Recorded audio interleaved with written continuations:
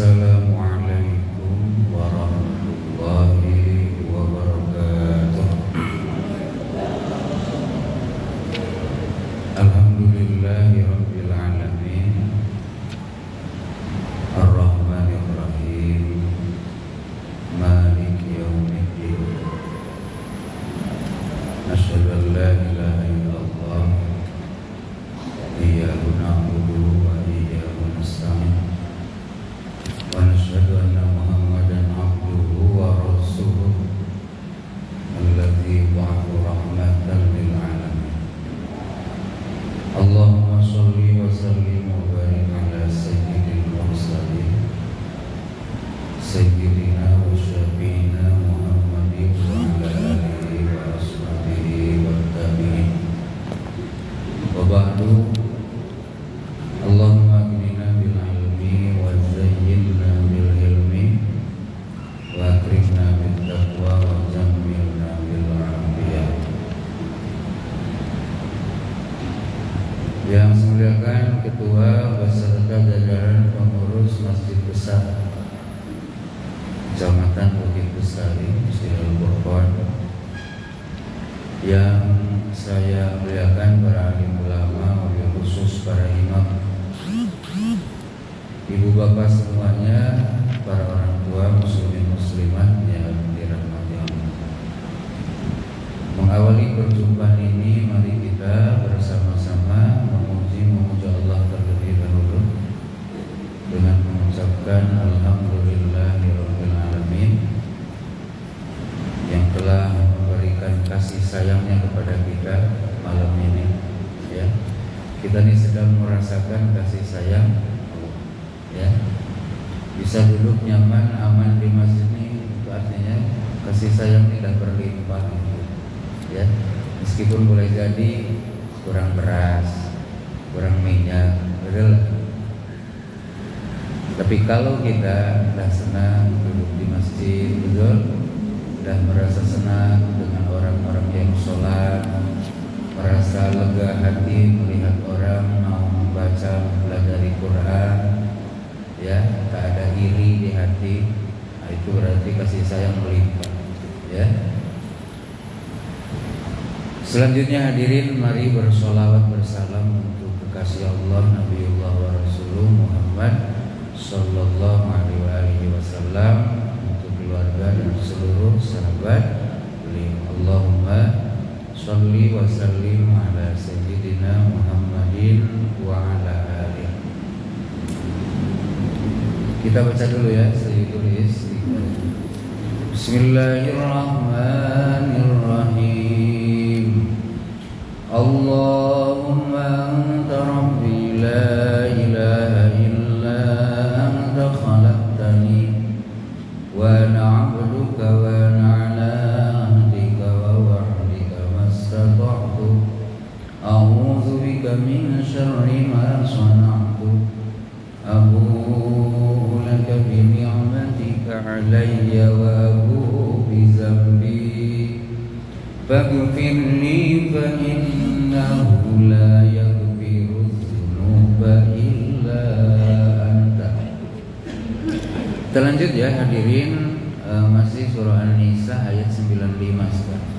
Kita baca dulu ya. A'udzu billahi minasy syaithanir rajim. Bismillahirrahmanirrahim. لا يستوي القاعدون من المؤمنين غير أولي الضرر والمجاهدون في سبيل الله بأموالهم وأنفسهم فضل الله المجاهدين بأموالهم وأنفسهم على القائدين درجة وكلا وعد الله الحسنى وفضل الله المجاهدين على القائدين أجرا عظيما درجات منه ومغفرة ورحمة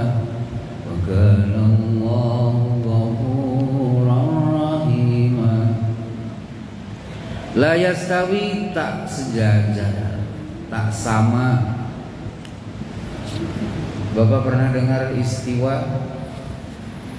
Istiwa itu kan waktu penentuan waktu sholat, gelap. Kalau sudah zawal, nah zawal itu terjadi setelah istiwa. Ya. Istiwa itu sejajarnya matahari dengan kita, sejajar ya, lurus.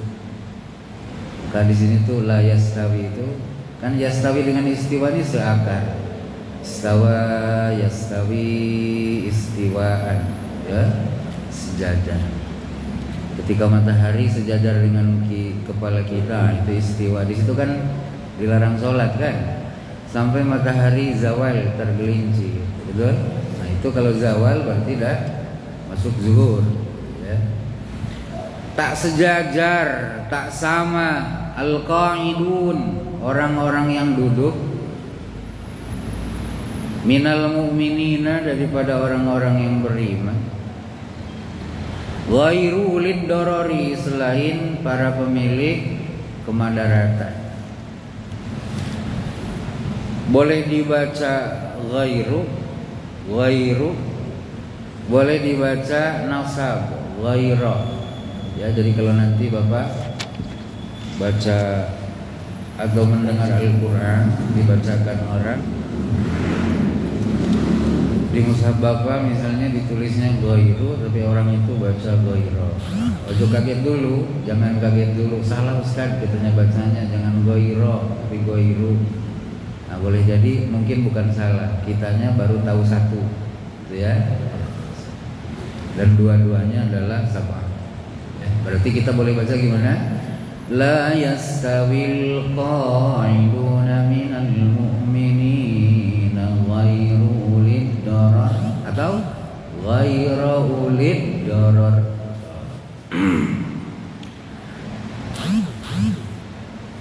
Kalau ghairu, itu santri bilangnya sifat dari al-qa'idun. Al-qa'idun, itu kan rofa. Tanda rofanya waw. Di depan dal itu kan ada waw. Itu tanda rofa. Dia berkedudukan sebagai subjek, bahasa Arabnya fa'il.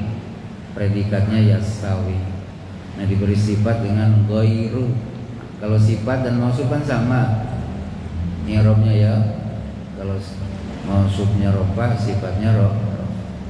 Kalau ghairu, nah itu istisna, ya. Istisna itu pengecualian, kayak illa, ya, istisna juga. Nah, cuman kalau illa kan harokatnya dengan istisna yang di depannya. Kalau di ghairu, justru harokat istisnanya itu dilapan ghairunya. Bisa ghairu, ghairo, ya tergantung lafadznya apa. Apa kalam nabi, gitu kan? Tamujab, itu dibahasnya dia apa? Istis. Nah, tidak sejajar, tidak sama orang-orang mukmin yang duduk, selain orang mukmin yang duduknya ini karena ada alasan, ada kemadaratan. Tak sama mereka wal mujahiduna, dengan orang-orang yang berjuang fi sabilillah, di jalan Allah, bi amwalihim, dengan menggunakan hartanya, berjuangnya, wa anfusihim, dan jiwa mereka. Tak sama mukmin yang duduk tak perang dengan orang mukmin yang berjuang di jalan Allah, mengerahkan harta dan diri. Fadhala, mengunggulkan Allah wa Allah al-mujahidina, kepada para pejuang, biang walihim, dengan harta, wa anfusihim, dan jiwa, alal qa'idina, di atas orang-orang yang duduk, darajatan, kepada satu derajat. Allah berikan keunggulan satu derajat. Orang yang berjuang berada di atas orang mukmin yang tak pergi berjuang. Wa kullan, dan kepada masing-masing, pada masing-masing ini, yakni mukmin yang tak berjuang, duduk saja di rumah, dan mukmin yang berjuang dengan harta dan jiwa. Wa'ada telah menjanjikan Allah al-husna atas kebaikan. Al-husna ini kata para ulama maknanya itu apa? Jannah, surga. Ya. Orang mukmin duduk di rumah saja itu dengan orang mukmin yang pergi berjuang dengan harta dan jiwanya, jelas dia berada satu derajat di bawah pejuang. Ya. Dia berada satu derajat di atas pejuang. Tapi masing-masing dijanjiin surga. Mukmin yang tinggal di rumah janji surga itu karena imannya, betul? Sedangkan mukmin yang pergi berjuang ada plusnya, di samping iman plus perjuangan. Maka derajat surganya nanti lain. Ya. Para pejuang tuh punya derajat surga sampai 100 derajat. Antara satu dengan 2 derajat berikutnya itu dalam hadis disebutkan macam antara bumi dan langit. Bukan kayak tangga rumah satu ke rumah atas. Betul lah. Tapi antara derajat pertama dengan derajat kedua itu bak langit dan bumi. Nah itu yang Tuhan janjikan bagi pejuang. Tapi kalau mukminnya tak pejuang ya Tuhan janjikan surga juga. Tapi surganya tak selevel dengan pejuang. Lanjut nanti kita kaji ya. Wa faddala dan mengunggulkan Allah al-mujahidina kepada para pejuang alal qa'idina atas orang-orang yang diam di rumah. Ajran aziman kepada pahala yang besar. Darajatin minhu, yakni derajat-derajat minhu yang datang dari sisi Allah. Wa magfiratan dan menjanjikan ampunan, wa rahmatan dan menjanjikan kasih sayang. Wa kana dan adalah Allah, wa kana Allahu dan adalah Allah Ghafurun, adalah Dia Maha Pengampun untuk para kekasih-kekasihnya Allah. Rahiman dan Dia Maha Penyayang kepada orang-orang yang taat kepada. Dah, saya terjemahin dulu. La yastawil qailuna minal mu'minina ghairu ulid darari wal mujahiduna fi sabilillahi bi amwalihim wa anfusihim. Orang mukmin yang tinggal di kampungnya tak berangkat perang tak sama dengan orang mukmin yang berjuang di jalan Allah dengan harta dan jiwa mereka. Allah mengunggulkan orang-orang yang berjuang dengan harta dan jiwa mereka, diunggulkan oleh Allah mereka itu di atas orang-orang yang tinggal diam di rumahnya. Diunggulkan berapa? 1 derajat. Ya. Wa kullu wa'adallahu husna, masing-masing baik mukmin itu pejuang atau mukmin itu tak pejuang, Allah telah janjikan untuk mereka surga. Wa faddalallahu al-mujahidina 'alal qa'idina ajran 'aziman. Dan Allah telah mengunggulkan orang-orang mukmin pejuang atas orang-orang yang tinggal diam di kampungnya. Allah telah unggulkan si pejuang tadi dengan pahala yang gede. Darajatin minhu wa maghfiratan wa rahmatan wa kana Allahu ghafurur rahim. Adalah derajat-derajat, yakni derajat-derajat dari sisi Allah, ampunan dan kasih sayang. Dan Allah adalah zat yang maha pengampun dan maha penyayang.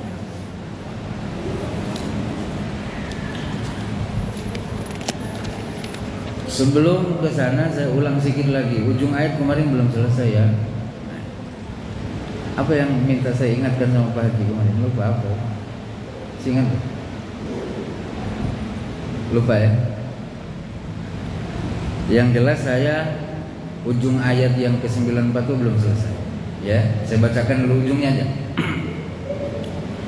Kadzalika kuntum min qablu famanallahu 'alaikum fatabayyanu. Demikianlah kamu semua dulu begitu juga. Demikianlah kamu semua. Kamu semua siapa? Para pejuang Rasulullah.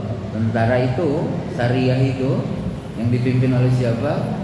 Khalid bin Walid. Ya, ada yang bilang di dalamnya itu adalah salah satu tentaranya Usama bin Zaid, gitu kan? Dulu kalian tuh ya kayak orang yang kalian curigai juga, gitu ya. Dulu kan kamu kafir juga toh.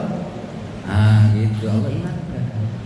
Sebelum kamu jadi pejuang sekarang, kau itu kafir dulu. Jadi kebanyakan sahabat Rasulullah itu Pak mengalami dua fase, ya, fase kekafiran dan fase keimanan. Kalau bapak saya alhamdulillah, ya, tak mengalami fase kekafiran. Bapak pernah ada yang kafir dulu baru Islam? Coba angkat tangan Anda.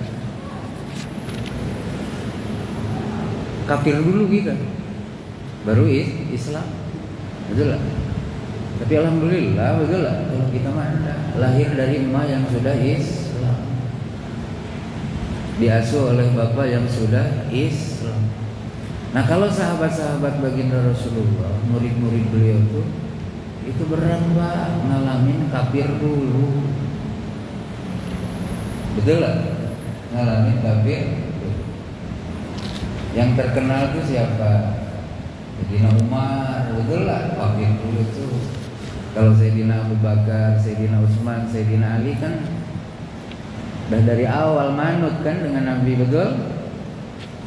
Kalau Sayyidina Umar tuh, tuh punya cita-cita ngebunuh Nabi. Kayak yang terkenal lagi panglima perang kita siapa? Khalid bin Walid. Itu sampai perang Uhud masih jadi panglima orang kafir.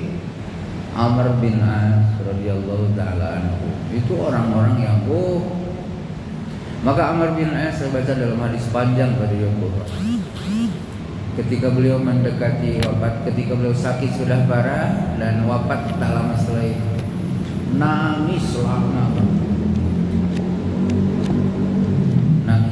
sampai anaknya Abdullah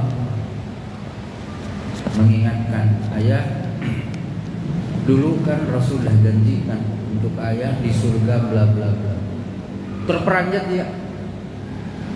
Semula memalingkan badan kan dari orang-orang yang nengok beliau, dipalingkan badannya ke arah tembok rumah. Setelah putranya ngomong begitu, beliau langsung memalingkan wajah ke arah orang-orang yang ada di situ. Beliau sampaikan, aku ini hidup 3 periode. Awas, Amr bin As ini hidup sampai kekhalifahan Ali bin Abi Thalib.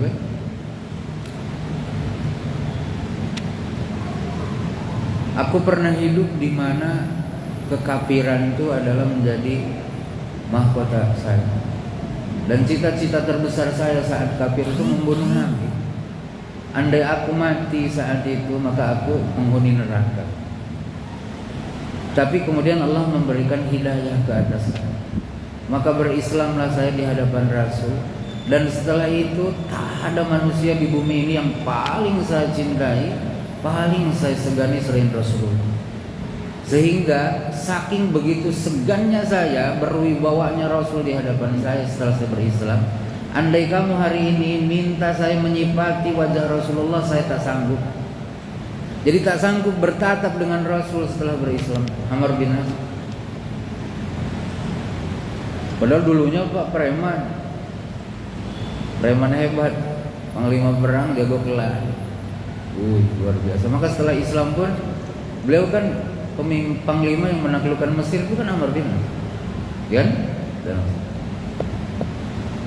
Kemudian aku hidup di periode ketiga, di mana fitnah terjadi. Fitnah itu timbul setelah huru hara kan? Bapak harus tahu itu, ya. Sayyidina Umar wafat, terbunuh, betul? Sayyidina Utsman wafat terbunuh, Sayyidina Ali pun wafat terbunuh. Nah, di masa Sayyidina Utsman, Sayyidina Ali ini kan banyak terjadi fitnah di antara internal kaum muslimin, betul? Dan Amr bin As harus berpihak. Amr bin Az harus berpihak. Bapak masih ingat perjanjian Sayyidina Ali dengan Muawiyah? Siapa delegasi Sayyidina Ali? Kan Amr bin Az. Betul kan? Muawiyah itu delegasinya Amr bin Az. Sayyidina Ali siapa? Abu apa? Abu Musa al-Ash'ari. Itu rongkang perang. Kata beliau, aku tuh pernah ngalamin masa ini. Aku tak ngerti di mana letakku nanti. Itu paham Pak ya? Karena ikut campur dalam fitnah. Kata beliau begini, nanti kalau aku mati dan aku telah kalian kuburkan dalam tanah, tolong jangan dulu balik. Berhentilah kalian sejenak, seukuran orang menyembelih anak unta, lalu disisit, dicincang, dibagikan, baru kalian boleh. Biar aku boleh berpikir apa yang akan aku cakap terhadap utusan Tuhan nanti di kubur. Bapak lihat di riwayat Imam Bukhari, itu ada di dalam Riyadhus Shalihin. Menangis saya betul. Paham Pak ya? Nah, kayak Amr bin As ini, beliau pernah hidup di zaman kekafiran dan kemudian Allah berikan hidayah. Nah, di sini di ayat ini Allah meminta dengan tentara-tentara Rasul itu, tolonglah kalian tuh introspeksi dulu juga. Introspeksi diri kalian juga. Dulu kan kalian tak langsung iman toh? Kalian kafir juga toh? Coba kalau aku setelah kalian beriman lalu kalian kucurigai, gimana rasa? Tapi kan aku tidak begitu, kata Rasulullah. Setelah kalian iman sudah, aku terima ucapan syahadat kalian.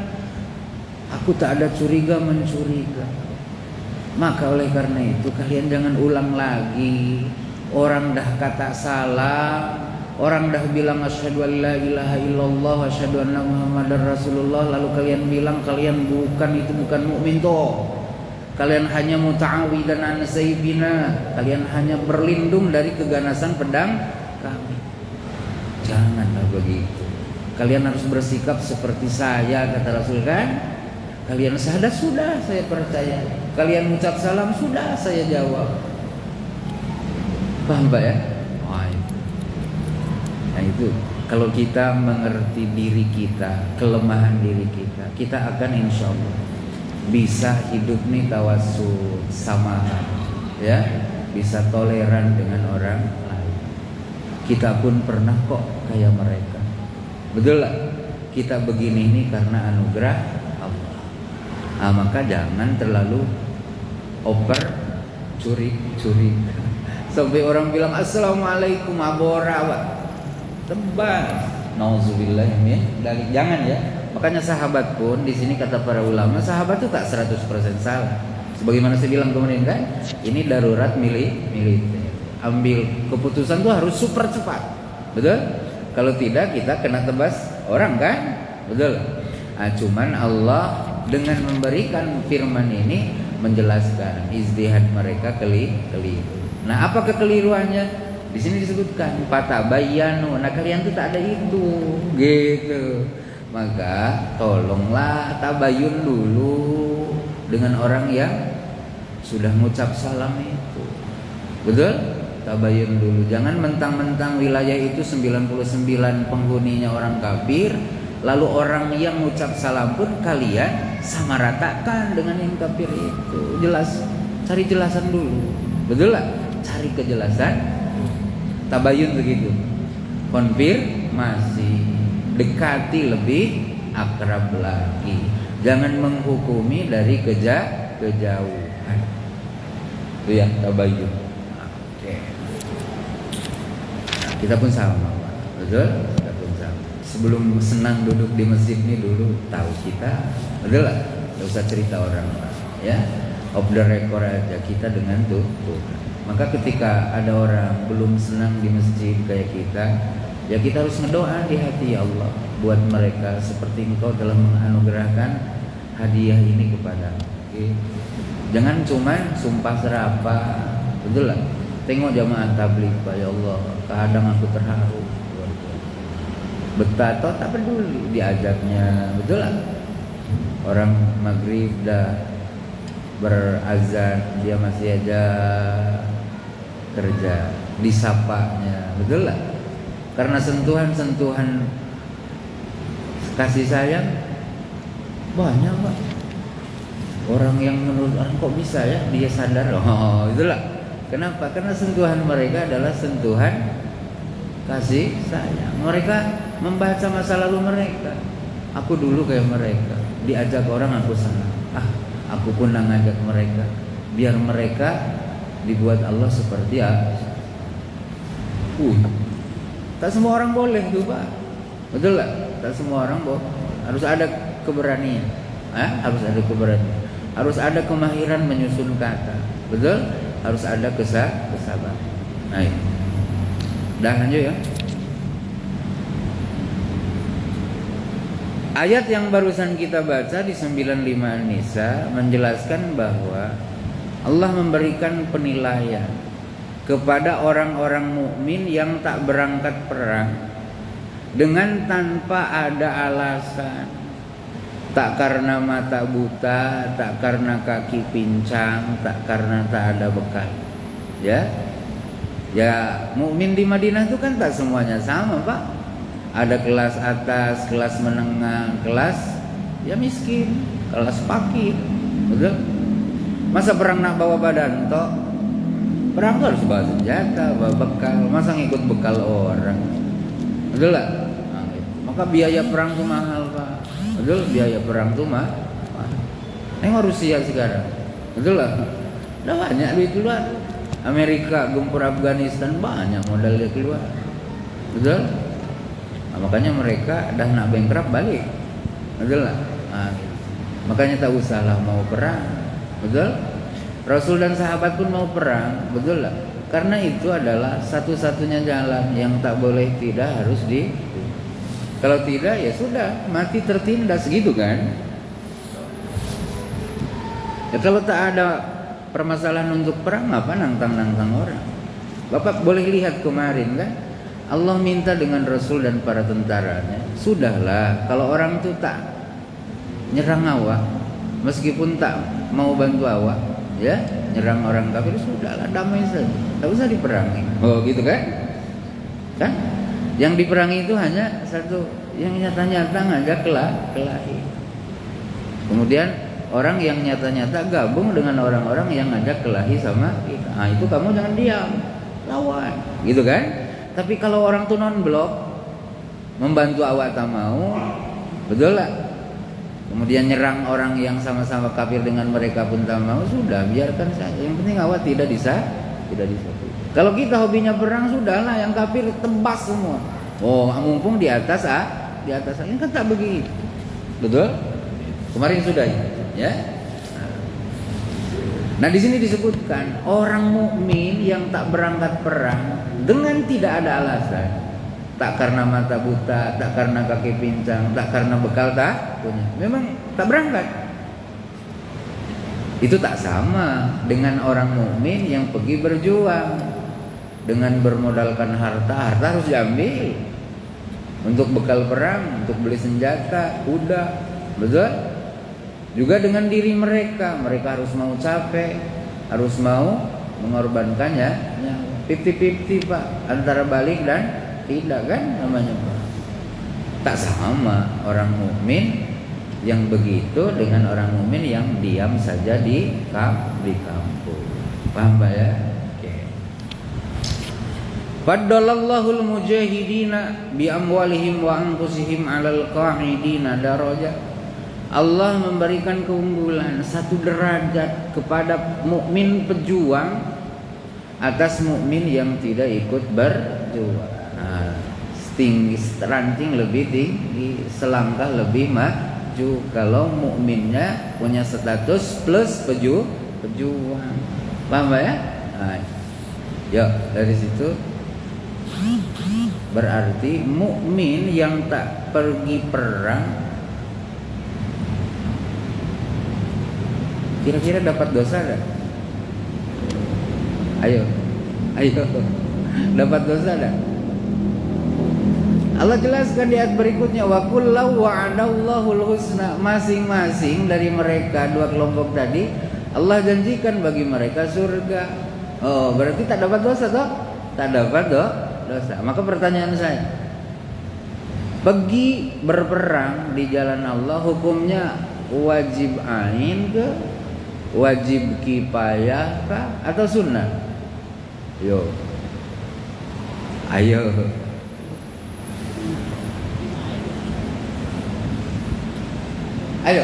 Ulang lagi. Ini Bapak bayangkannya jangan di Al-Furqan, Bapak bayangkannya di Madinah dulu saat perang kan, saat kewajiban perang hadir. Di sini kan tak ada yang harus kita perang gitu. Gitu. Orang mukmin yang hidup di zaman Nabi itu kan diwajibkan perang kan, betul lah. Di ayat ini disebut mukmin saat itu terbagi tiga, ya. Ada mukmin yang tak pergi perang tanpa alasan, betul? Ada mukmin yang tak pergi perang karena alasan. Apa alasannya? Mata buta, kaki pincang, duit tak punya, boro-boro untuk perang, makan pun hari itu belum dah. Kemudian ada mukmin pejuang, berjuangnya tak nanggung-nanggung, pakai harta karena kaya, betul? Pakai fisik karena sehat. Itu ya, tiga komponen. Nah di sini Allah sebut masing-masing mereka Tuhan janjikan surga. Berarti tak ada yang dapat dosa toh? Tak ada. Betul.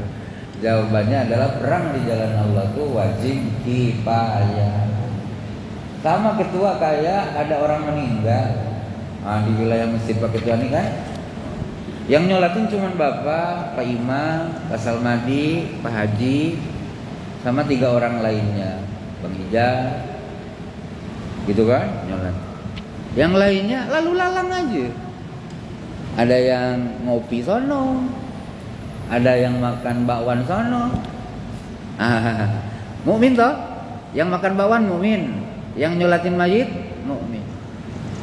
Berdosa tak yang makan bakwan di luar tak ikut nyolatin? Tidak, betul lah. Cuman dia kalah derajat dari Pak Ijal, dari Pak Ketua. Kenapa? Karena beliau ikut nyolati. Paham Pak? Jadi tak dosa dia. Gitu, paham yo? Harus ingat. Ya harus ingat. Jangan Bapak hukumi perang di jalan Allah tuh wajib kayak sholat. Itu nafsu Pak, Bapak cakap. Ulama tak ada bilang begitu. Berdasarkan firman ini, betul? Berdasarkan firman ini, kata para ulama, perang di jalan Allah adalah fardu kifayah. Yang menarik Bapak, ayat ini nih turunnya tidak sempurna seperti yang kita baca di riwayat Imam Bukhari, di riwayat Imam Ahmad. Ayat tuh turunnya awalnya begini. Ini periwayatnya Zaid bin Sabit, penulis wahyu, ya. Itu penulis wahyu. Beliau duduk berdamping dengan Rasul, bahkan paha beliau nempel ke paha saya, numpang gitu. Tiba-tiba beliau turun sakinah. Sakinah ini keadaan di mana Rasul tuh bergetar seperti ada yang nindih. Nah itu wahyu turun. Itu saya, kata Zaid bin Sabit, kena tindih Rasul. Ya Allah, macam nak pecah tulang saya. Lepas itu beliau sabdakan dengan saya, Zaid, tulis, la yastawil qa'iduna minal mu'minina wal mujahiduna bi amwalihim wa anfusihim, dan seterusnya. Tiba-tiba ada sahabat Rasul yang dari lahir mata beliau itu sudah buta. Muazzinnya Rasul siapa? Ibnu Ummi Maktum. Itu kan dah buta dari lahir. Ya Rasulullah, macam mana dengan saya? saya nih kalau taklah buta mata, saya pasti akan berjuang bersama para sahabat ke medan. Belum selesai beliau mengadu dengan Rasul, kata Zaid bin Sabit, tiba-tiba Rasul kayak tadi lagi, bergetar, berat terasa, tindihan pahanya ke paha saya. Wah, ini turun wahyu lagi. Lepas itu Rasul sampaikan dengan saya, tambahkan setelah minal mu'minina kalimat ghairu ulid darar, selain orang-orang yang memiliki madarat, kayak Ummi Maktum yang buta mata.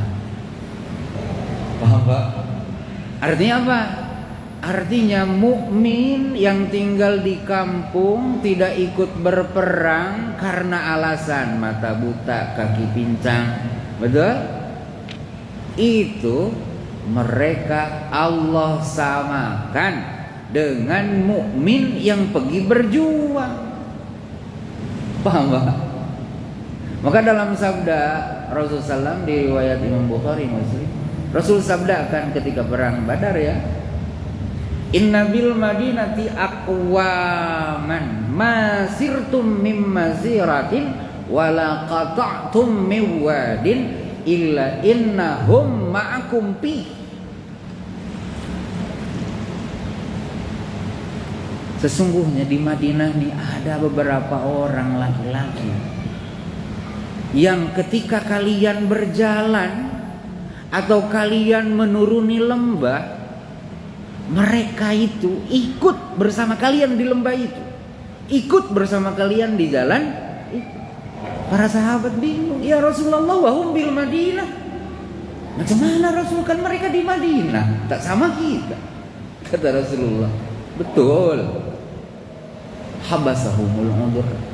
Mereka memang betul di Madinah, tapi tak ada di jalan ini, tak ikut bersama kalian di lembah ini, bukan karena ingin mereka terhalang oleh mata tak bisa lihat, kaki tak bisa jalan. Paham? Nah ini harus apa ya? Iktibar ulama dari sini ya. Kita yang di masa muda kayak anak ini ya, rajin salat, rajin tahajud, rajin baca Quran, pas main udur dan 65, 75 kena stroke ya, bibir dah menyem ke kanan atau ke kiri, tangan sudah diangkat, boro-boro nak ke masjid, boro-boro nak bisa baca Quran. Dia hanya meleleh aja air mata azan dari sini. Anaknya sanggup lagi dorong karena rumahnya di bawah jauh. Pas Salman dibilang Allahu Akbar, meleleh dia, ya Allah aku tak bisa pergi. Nah orang macam ini Pak dicatat oleh Allah, meskipun tak pergi masjid tapi dia seolah-olah berjamaah, pahalanya sama dengan orang yang jamaah. Luar biasa. Bahwa nah itulah, maka kemudian di ujung ayat Allah sampaikan, aku nih Ghafurur Rahim, aku nih pengampun dan penyayang. Paham ya? Jadi Allah tak menghukum dengan kehilangan pahala orang yang tak pergi perang karena alasan. Bahkan Allah dengan kasih sayangnya memberikan kepada mereka pahala yang sama dengan para pejuang di jalan Allah, baik berjuang dengan melibatkan harta dan jiwa, ataupun hanya jiwa saja, ataupun hanya harta. Paham ya? Nah, saya mohon maaf nih, tak bisa sampai tank ya. Saya anak ngaji di Batu Sepuh. Lanjut. Mohon maaf Pak ya, ini satu ayat aja. Karena kita kalau nak ngambil makna betul harus pelan. Ya, kalau nak baca terjemah Bapak boleh sendirilah, betul? Cuman saya tak bisa menjelaskan semua. Seperti saya menjelaskan nahwu, nanti Bapak bingung kan? Betul lah. Bapak ngerti tak i'rab rofa, i'rab nasab, i'rab hafad, ngertos enggak? Mohon maaf nih, saya nanya, kalau ada yang ngerti saya nak jelaskan. Tanda ropa gitu, ada yang ngerti lah? Ada yang ngerti? Nah, kalau tak ada yang ngerti kan cuma juga saya ngejelasin, betul lah, ya. Jadi kita ambil intisari yang bisa kita bawa balik saja, betul ya? Nah, karena Quran ini Pak dari banyak sisi loh harus kita pahami. Quran itu mohon maaf bukan hanya makna Pak yang ajaibnya itu, tetapi susunan lafadznya itu, kagum Pak orang. Ya kagum orang. Kalau Bapak ada yang senang dengan balago, saya punya grup. Nah, nanti kita masuk tentang balagotul Quran. Orangnya dari Bandung, tapi kita boleh ngikut dari sini setiap Sabtu malam Minggu. Nah, cuman syaratnya itu harus ngerti nahwu, harus ngerti sorof, betul lah. Baru kita cakap balago kan. Sorofnya masih mentok, nahwunya masih mentok, terus nanti apa budak cakap nih kan gitu nanti, betul? Nah gitu. Jadi saya mohon maaf ya, tak semua sisi saya tetapkan di sini. Nah, kayak tadi kan goiru, goiro. Apa pasal? Oh, goiru sifat, goiro is. Oh, itu kan harus dijelasin lagi. Betul lah. Nah, paling tidak Bapak dengar dari saya banyak kata yang saya tak ngerti, suruh sampai cakap apalah gitu aja, betul lah. Tapi saya tak bohong gitu loh. Nah, gitu kan? Biar kita sadar, kita beriman kepada Quran tuh masih sebatas mengimani, belum bisa memahami. Kan itu bagus Pak, betul lah. Daripada kita sudah merasa 100% kafah memaknai dan mengimani Quran. Kan itu kepedean namanya, betul lah. Kepedean. Nah, biar kita ngerti di sisi mana kita tak mengerti. Semangat kita membacakan alhamdulillah, semangat kita mempelajari alhamdulillah. Tetapi modal untuk kita bisa memahaminya, kita harus mengakui jauh dari kata bisa. Betul lah? Nah. Dah mana lagi? Habis. Saya mohon maaf. Saya duluan ya. Saya mau ke Nurul Jannah. Demikian, mudah-mudahan maaf ya. Ada kesalahan, semoga Allah mengampuni kita semua. Subhanakallahumma bihamdika asyhadu an la ilaha illa anta astaghfiruka wa atubu ilaika. Assalamualaikum.